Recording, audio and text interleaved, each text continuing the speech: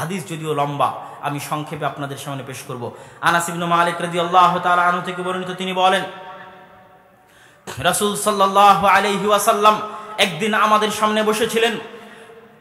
বাইনামা কুন্না জালিসুন ইনদান নবী সাল্লাল্লাহু আলাইহি ওয়াসাল্লাম, হঠাৎ রাসূল সাল্লাল্লাহু আলাইহি ওয়াসাল্লাম বললেন, সায়াত্তালিউ আলাইকুম রাজুলুম মিন আহলিল জান্নাহ, হে সঙ্গী সাথী, এখনই কিছুক্ষণের মধ্যে তোমাদের কাছে একজন জান্নাতি ব্যক্তি আসবে। আমরা সবাই অপেক্ষায় থাকলাম, কে সেই জান্নাতি ব্যক্তি। দেখি রাজুলুম মিনাল আনসার, একজন আনসারী সাহাবী ওযুর পানি দাড়ি থেকে ফেলতে ফেলতে মসজিদে প্রবেশ করছে। দ্বিতীয় দিন রাসূল সাল্লাল্লাহু আলাইহি ওয়াসাল্লামের নিকটে আমরা এভাবে মজলিসে বসেছিলাম। রাসূল সাল্লাল্লাহু আলাইহি ওয়াসাল্লাম বললেন, সায়াত্তালিউ আলাইকুম রাজুলুম মিন আহলিল জান্নাহ, সঙ্গী সাথী, কিছুক্ষণের মধ্যে তোমাদের নিকটে একজন জান্নাতি ব্যক্তি আবির্ভাব ঘটবে। দ্বিতীয় দিন দেখি ওই ব্যক্তি প্রবেশ করলো, যে ব্যক্তি প্রথম দিন প্রবেশ করেছিল। তৃতীয় দিন একই রকম ঘটনা। রাসূল সাল্লাল্লাহু আলাইহি ওয়াসাল্লাম বললেন, সায়াত্তালিউ আলাইকুম রাজুলুম মিন আহলিল জান্নাহ, একজন জান্নাতি ব্যক্তি তোমাদের মধ্যে এখনই প্রবেশ করবে। আমরা তাকিয়ে দেখলাম ওই ব্যক্তি যিনি প্রথম দিন প্রবেশ করেছিলেন, ওই ব্যক্তি যিনি দ্বিতীয় দিন প্রবেশ করেছিলেন, ওই ব্যক্তি তিনি আজকে তৃতীয় দিন প্রবেশ করলেন। রাজুলুম মিনাল আনসার, একজন আনসারী সাহাবী।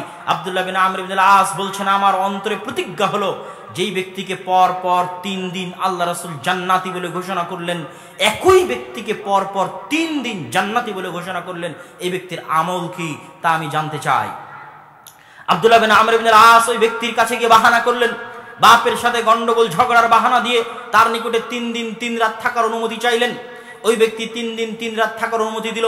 ফাবাতা ইনদাহু সালাসা আইয়ামিন ওয়া লায়ালিন, আব্দুল্লাহ বিন আমর ইবনে আল-আস তার নিকটে 3 দিন 3 রাত অবস্থান করার পর বলছেন, ফাকানা লা ইয়ারাহু কাসরাতা আমালিন ফিল আইয়ামি ওয়ালা ফিল লাইলি ওয়ালাম ইয়ারাহু মুতাহাজ্জিদান ফিল লাইলি। আব্দুল্লাহ বিন আমর ইবনে আল-আস রাদিয়াল্লাহু তাআলা বলছেন, আমি তাকে দিনের বেলা আহামরি কোনো ইবাদত করতে দেখলাম না, এমনকি একটি নির্দিষ্ট ইবাদতের কথা উল্লেখ করে তিনি বলছেন, অন্তত তাহাজ্জুদের সালাত তো আদায় করার কথা। যেই ব্যক্তিকে পর পর 3 দিন আল্লাহ রাসূল জান্নাতি ঘোষণা করছেন, সেই ব্যক্তির অন্তত তো তাহাজ্জুদের সালাত আদায় করার কথা, কিন্তু লাম ইয়ারাহু মুতাহাজ্জিদান ফিল লাইলি, আমি তো তাকে রাতের বেলা তাহাজ্জুদের সালাতও আদায় করতে দেখলাম না। হতবাক, ব্যতিক্রম কোনো আমল নেই। স্বাভাবিক একজন মুসলমান যা করে, 5 ওয়াক্ত সালাত থেকে শুরু করে ফরজ হুকুম আহকাম এবং গুরুত্বপূর্ণ সুন্নাতের মধ্যে সীমাবদ্ধ। অতিরিক্ত কোনো ইবাদত, অতিরিক্ত কোনো সিয়াম, অতিরিক্ত কোনো নফল সালাত, অতিরিক্ত কোনো কোরআন তেলাওয়াত, কোনো অতিরিক্ত ইবাদত দেখলাম না। আমি ফিরার সময় তাকে সব ঘটনা খুলে বললাম, এসেছিলাম এই জন্য, আল্লাহ রাসূল আপনার বিষয়ে এটা বলেছেন, 3 দিন 3 রাত থাকার পর কিছু খুঁজে পেলাম না। আপনি কি জানেন এরকম কোনো আমল আপনার আছে কিনা? আমি ভাবার্থ আপনাদের সামনে পেশ করছি। তখন সেই সাহাবী বললেন, না, আমার তো এরকম কোনো আমল জানা নেই। তখন আব্দুল্লাহ বিন আমর ইবনে আল-আস বিদায় নিচ্ছেন, সাহাবীও বিদায় দিচ্ছে। এমত অবস্থায় আনসারী সাহাবী বলছেন, শোনো শোনো শোনো, একটা আমল হতে পারে, আমি জানি না, আল্লাহু আলাম। সেটা হচ্ছে, আমি প্রতিদিন ঘুমানোর সময়, যখনই আমি প্রতিদিন বিছানায় যাই, ঘুমাতে যাই, সারা দিন পৃথিবীর যত মানুষজনের সাথে, আত্মীয় স্বজন, পিতা পুত্র, স্ত্রী কন্যা, ভাই বোন, কর্মচারী, লেবার মিস্ত্রি, দোকানপাট, ব্যবসা বাণিজ্য, ব্যাংক ব্যালেন্স, কেউ আমার ক্ষতি করেছে, কেউ আমার বিরুদ্ধে ষড়যন্ত্র করছে, আমি কারো উপর রাগান্বিত হয়েছি, কেউ আমার অফিসের কোনো জিনিস নষ্ট করেছে, আমি ক্ষিপ্ত হয়ে গেছি, কারো ছাগল আমার জমির ধান খেয়ে ফেলেছে, আমি রাগান্বিত হয়ে গেছি, কারো বিরুদ্ধে হিংসা করেছি, কারো বিরুদ্ধে বিদ্বেষ করেছি, সারা দিন দুনিয়ার প্রত্যেক মানুষের সাথে যা যা করেছি, স্ত্রী থেকে শুরু করে, কন্যা থেকে শুরু করে, হয়তো বউয়ের উপর রাগ করে আছি, বাপের উপর রাগ করে আছি, ছেলের উপর রাগ করে আছি, যখনই বিছানায় ঘুমাতে যাই প্রতিদিন পৃথিবীর সকল মানুষকে আমার জানি মানি শত্রু, যে আমি জানি যে আমার ভয়ঙ্কর শত্রু, আমার বিরুদ্ধে ষড়যন্ত্রে লিপ্ত আছে, রাত দিন আমার বিরুদ্ধে ষড়যন্ত্র করছে, ওরকম জানি মানি শত্রু যার উপর আমি ক্ষিপ্ত হয়ে আছি, রাগান্বিত হয়ে আছি, প্রত্যেক মানুষকে নিঃস্বার্থভাবে আল্লাহর ওয়াস্তে ক্ষমা করে দিয়ে প্রশান্ত হৃদয়ে, পরিষ্কার পরিচ্ছন্ন স্বচ্ছ হৃদয়ে আমি বিছানায় ঘুমাতে যাই। প্রতিদিন যখন ঘুমাতে যাই, তখন পৃথিবীর কোনো মানুষের প্রতি আমার কোনো রাগ, পৃথিবীর কোনো মানুষের প্রতি আমার কোনো হিংসা, পৃথিবীর কোনো মানুষের প্রতি আমার কোনো ক্ষোভ, পৃথিবীর কোনো মানুষের প্রতি আমার কোনো বিদ্বেষ, এরকম কিছু সামান্যতম আমার হৃদয়ে রেখে আমি ঘুমাই না। পরিপূর্ণ স্বচ্ছ স্বচ্ছ হৃদয়ে দুনিয়ার সকল মানুষকে আল্লাহর হস্তে নিঃস্বার্থভাবে ক্ষমা করে দিয়ে ঘুমাতে যায়। আব্দুল্লাহ বিন আমর ইবনে আল-আস বলছেন, এটাই সেটা যেটার জন্য আপনি দুনিয়াতে পরপর 3 দিন আল্লাহ রাসূল কর্তৃক জান্নাতের সুসংবাদ পেয়েছেন। আল্লাহু আকবার। এটাই হচ্ছে আত্মার এই সমস্ত রোগগুলো থেকে পরিত্রাণের ফজিলত। এই সমস্ত রোগ থাকলে মানুষ জান্নাতে যেতে পারবে না। যদি মানুষ তার আমলের জোর দিয়ে জান্নাতের অধিকারী হয়, তখন আল্লাহ জোর করে তার হৃদয়কে পরিষ্কার করবে এই সমস্ত রোগ থেকে। আমাদের নবী মুহাম্মদ সাল্লাল্লাহু আলাইহি ওয়াসাল্লামের হৃদয়কে কেটে সিনা চাক করে জমজমের পানি দিয়ে পরিষ্কার পরিচ্ছন্ন করে ধুয়ে ওই হৃদয়কে আবার ওখানে প্রবেশ করিয়ে সেলাই করে দেওয়া হয়েছিল। সেই দাগ আল্লাহ রাসূলের জীবদ্দশায় দেখা যেত, যেন তার হৃদয় এই সমস্ত সকল পৃথিবীর রোগ থেকে, পৃথিবীর সকল কলুষতা থেকে মুক্ত হয়, পরিচ্ছন্ন হয়। মানুষ যখন পুলসিরাত পার হবে, রাসূল সাল্লাল্লাহু আলাইহি ওয়াসাল্লাম বলেছেন, ইউহবাসুনা ইনদাল কান্তারা, যখন মুমিনেরা পুলসিরাত পার হবে নিজের আমলের গতিতে, তখন কান্তারার সামনে তাদের আটকে দেওয়া হবে। এই মুমিনেরা, তোমরা সবাই পুলসিরাত পার হয়ে জান্নাতের হকদার হয়েছো, তোমরা থামো। যারা জান্নাতের হকদার হয়নি তারা তো পুলসিরাত থেকে পড়ে গেছে, তোমরা জান্নাতের হকদার হয়েছো কিন্তু জান্নাতে ঢুকতে পারবে না, থামো। কেন জান্নাতে ঢুকতে পারবে না? ইউকাসসু বাইনাহুম মাযালিম আল্লাতী কানাত ফিদ দুনিয়া।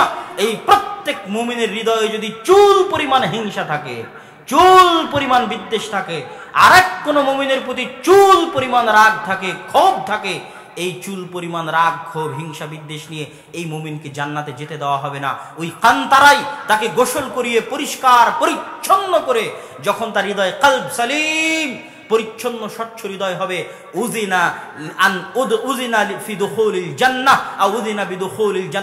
জান্নাতে প্রবেশ করার অনুমতি দেওয়া হবে। এবার যখন মুমিনেরা জান্নাতে প্রবেশ করবে, তখন জান্নাতে কোনো মুমিনের হৃদয়ে আর অন্য মুমিনের জন্য চুল পরিমাণ হিংসা থাকবে না, কোনো মুমিনের হৃদয়ে আর এক মুমিনের জন্য ক্ষোভ থাকবে না, কোনো মুমিনের হৃদয়ে আর এক মুমিনের জন্য রাগ থাকবে না। কি বুঝা গেল? জান্নাতে যাওয়া কলবে সালিম ছাড়া সম্ভব নয়, যেটা কোরআনের আয়াত বক্তব্যের শুরুতে পাঠ করেছিলাম, ইয়াউমা লা ইয়ানফাউ মালু ওয়ালা বানুন, কিয়ামতের মাঠে তোমাদের ধন সম্পদ কাজে দিবে না, ইল্লা মান আতা বিকলবিন সালিম, তবে কেউ যদি স্বচ্ছ হৃদয় নিয়ে কিয়ামতের মাঠে উপস্থিত হয় তাহলেও জান্নাতে যাবেই যাবে, অতি দ্রুত যাবে, অতি সহজে যাবে। স্বচ্ছ হৃদয় ছাড়া মানুষের পক্ষে জান্নাতে যাওয়া সম্ভব নয়। সম্মানিত উপস্থিতি, বক্তব্যের শেষের দিকে এসেছি। বক্তব্যের শেষের দিকে এসে কিছু সালাফে সালেহিন যারা মানুষের হৃদয়ের তাজকিয়াতুন নফস সম্পর্কে অনেক গুরুত্বপূর্ণ এবং চমৎকার কিছু মন্তব্য করে গেছেন মানুষের শিক্ষার জন্য, সেই চমৎকার কিছু মন্তব্য আমি আপনাদের সামনে পেশ করে আজকের বক্তব্য শেষ করব। ইমাম আজুরি বলছেন, শোনো দুনিয়ার মানুষ, মানুষের নফস হচ্ছে একটা সুন্দর সুষ্ঠ সুঠামদেহী ঘোড়ার মতো। ওই ঘোড়াকে যদি তোমরা প্রশিক্ষণ না দাও, ওই ঘোড়ার কোনো কাজ নাই, অচল অথর্ব হয়ে পড়ে থাকবে। ঠিক এই নফসকে যদি তোমরা প্রশিক্ষণ না দাও, কাজে না লাগাও, সালাত আদায়ের মাধ্যমে, সিয়ামের মাধ্যমে, যত ইবাদত আছে প্রত্যেকটা ইবাদত নফসের সাথে সম্পৃক্ত। সিয়াম নফসের সাথে সম্পৃক্ত, চক্ষু নিচু রাখা নফসের সাথে সম্পৃক্ত, প্রত্যেকটা হৃদয় নফসের সাথে সম্পৃক্ত। জিহুব্বার পরের অস্ত্র আমরা বলেছিলাম চোখ, জিহুব্বার পরের অস্ত্র কান, কানের গানের মাধ্যমে অন্তর কলুষিত হয়, চোখের অস্থির দৃশ্যের মাধ্যমে অন্তর কলুষিত হয়। এগুলো শয়তানের অস্ত্র, যেগুলোর বিস্তারিত আলোচনায় আমি যাইনি। তো উনি কি বলছেন যে অন্তর একটা সুন্দর ঘোড়ার মতো, যদি প্রশিক্ষণ না দেওয়া হয় তাহলে এই অন্তরের কোনো কাজ নেই। ওমর ইবনুল খাত্তাব রাদিয়াল্লাহু তাআলা আনহু বলছেন, হাসিবু আনফুসাকুম ক্বাবলা আন তুহাসাবু, দুনিয়ার মানুষ নিজের নফসের হিসাব নিজেই নাও, কিয়ামতের মাঠে তোমাদের নফসের হিসাব নেওয়ার আগে। ওয়াজিনু আনফুসাকুম ক্বাবলা আন তুজানু, নিজের নফসকে দাড়িপাল্লায় নিজেই মাপো, কিয়ামতের মাঠে তোমার নফসকে দাড়িপাল্লায় মাপার আগে। উসমান রাদিয়াল্লাহু তাআলা আনহু বলছেন, ফাখুজ লিনাফসিক, নিজের আত্মাকে নিজেই ধরো, ওয়ালা তাকিলহা ইলা গায়রিক, নিজের আত্মাকে ছেড়ে দিয়ে রাখিও না অন্যের ভরসায়, অন্যের ভরসায় নিজের আত্মাকে ছেড়ে দিয়ে রাখিও না। কোন বন্ধু কি বললো, ডাকলো, চলে গেলা, কে কোন দিকে আহ্বান করলো, চলে গেলা, খবরদার নয়। নিজের নফসের উপর নিজের কন্ট্রোল ক্ষমতা রাখো, নিজে কন্ট্রোল করো। তারপরে হাসান রাদিয়াল্লাহু তাআলা আনহু বলছেন, আল মুমিনু কাওয়ামুন আলা নাফসিহি ইউহাসিবু নাফসাহু, মুমিন হচ্ছে তার হৃদয়ের গার্ড। তুমি তোমার অন্তরের গার্ড হিসেবে থাকো হে মুমিন। তোমার অন্তরের গার্ড হচ্ছে তুমি। তুমি যত শক্ত গার্ড দিবে, কিয়ামতের মাঠে তোমার নফসের হিসাব তত হালকা হবে, আর তুমি যত দুর্বল গার্ড দিবে, কিয়ামতের মাঠে তোমার নফসের হিসাব তত কঠিন হবে। মাইমুন ইবনে মেহরান রাহিমাহুল্লাহ বলছেন, লা ইয়াকুনুল আবদু তাকিয়ান হাত্তা ইয়াকুনা লিনাফসিহি আশাদ্দু মুহাসাবাতান মিনাশ শারীক।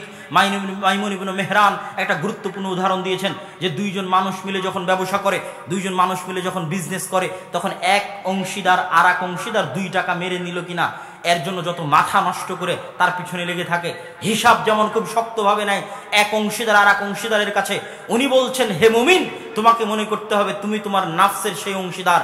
তুমি যদি চুল পরিমাণ অবহেলা করো, তোমার অংশীদার যেমন টাকা মেরে খেয়ে ধ্বংস করে দিবে, এই নাফস তেমন শয়তানের অনুসরণ করে তোমাকে জাহান্নামে নিয়ে চলে যাবে। অতএব খবরদার নয়, নিজের ব্যবসায়িক পার্টনারকে যত শক্তভাবে তার হিসাব নিচ্ছ, এটাও তোমার ব্যবসায়িক পার্টনার, জান্নাতের ব্যবসায়িক পার্টনার। এর যদি তুমি শক্তভাবে হিসাব না নাও, তাহলে এ তোমাকে নিয়ে জাহান্নামে চলে যাবে। অতএব নাফস বিষয়ে সতর্ক, নাফস বিষয়ে সজাগ, এবং নাফসকে পরিষ্কার পরিচ্ছন্ন করা ছাড়া মানুষের হাতে আর কোনো রাস্তা নেই জান্নাতে যাওয়ার। আল্লাহ সুবহানাহু ওয়া তাআলা আমাদের নাফসকে পরিষ্কার পরিচ্ছন্ন করে, স্বচ্ছ করে আল্লাহ সুবহানাহু ওয়া তাআলা আমাদের সকলের জান্নাতে যাওয়ার রাস্তাকে সহজ করে দিন। আল্লাহুম্মা আমিন।